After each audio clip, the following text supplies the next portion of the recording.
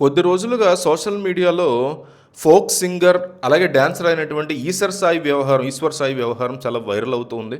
Instagram, Facebook, Twitter ఇలాంటి ప్లాట్‌ఫామ్స్‌లో దీని గురించి పెద్ద ఎత్తున చర్చ ఆల్రెడీ నడవడం మనం చూస్తున్నాం. కొన్ని పాటలు 'మూడనాళ్ళ ముచ్చట', 'ఊడాల్లో తెలిసిపోయారు' ఇలాంటి పాటలతో జానపద పాటలు పాడి కొరియోగ్రఫీ చేసి జీరో స్థాయి నుంచి కష్టపడి ఒక మంచి గుర్తింపు తెచ్చుకున్నటువంటి వ్యక్తి ఇతను. అతను చేసేటువంటి ఫోక్ సాంగ్స్ బడ్జెట్ స్థాయిలో ఉండి అవందరిని ఆకట్టుకుంటూ ఉన్నాయని చెప్తారు. మంచి కెరియర్, క్రేజ్ ఇవన్నీ సంపాదించుకున్నటువంటి టైంలో అతని పర్సనల్ లైఫ్ వివాదం ఇప్పుడు తెర మీదకొచ్చింది. ఒక పెద్ద రచ్చంగా మారింది ఇది.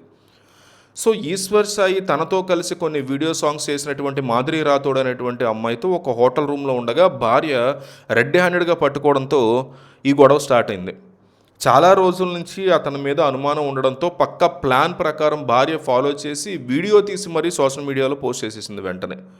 ఒకే ఒక్క వీడియోతో ఎన్నో సంవత్సరాల నుంచి అతను కష్టపడి సంపాదించుకునేటువంటి పేరు, పరువు అవన్నీ 1 మినిట్‌లో ఎగిరి అవతల పడినాయి. సమాజంలో ఇలాంటి వ్యవహారాలు బయటపడినప్పుడు ఎంతటి వారైనా సరే తలదించుకోవాల్సినటువంటి పరిస్థితి వస్తుంది డెఫినెట్లీ. భార్య, ఒక చిన్న పిల్లాడు ఉన్నప్పటికీ ఇలాంటి తప్పులు చేయడం ఎవరికైనా ఒక తీరని నష్టాన్ని డెఫినెట్లీ తెచ్చిపెడుతుంది. భార్యతో సరిగ్గా ఉండడం ఇష్టం లేనప్పుడు లేదా మనస్పర్ధలో ఉన్నప్పుడు పద్ధతిగా పెద్దల సమక్షంలో మాట్లాడుకుని విడాకులు తీసుకొని ఆ తర్వాత ఎవరి దారి వాళ్ళు చూసుకోవడం అనేది ఒక పద్ధతి.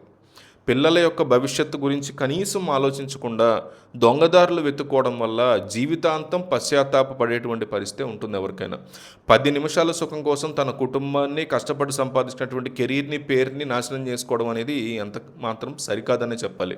ఎంతోమంది తమ పిల్లల కోసమే సర్దుకుపోయి కాపురాలు చేసుకున్న పరిస్థితి ఉంది. అలాంటిది బాధ్యత మరిచి ప్రవర్తించడం చాలా పెద్ద తప్పని చెప్పుకోవచ్చు.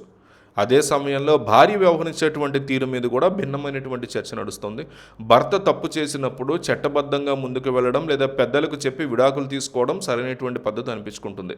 కానీ వీడియోలు తీసి సోషల్ మీడియాలో పెట్టి రచ్చ చేయడం వల్ల అతని పరువు మొత్తం పోయింది. రేపొద్దున ఇద్దరు కలిసి ఉంటారో లేదని గ్యారంటీ కూడా లేదు. తప్పు ఎవరి వైపు ఉన్నా ఈ విషయాలు బజారున పడినప్పుడు చివరికి నష్టపోయేది కుటుంబం, ఆ చిన్నపిల్లాడి యొక్క భవిష్యత్తును గుర్తుపెట్టుకోవాలి.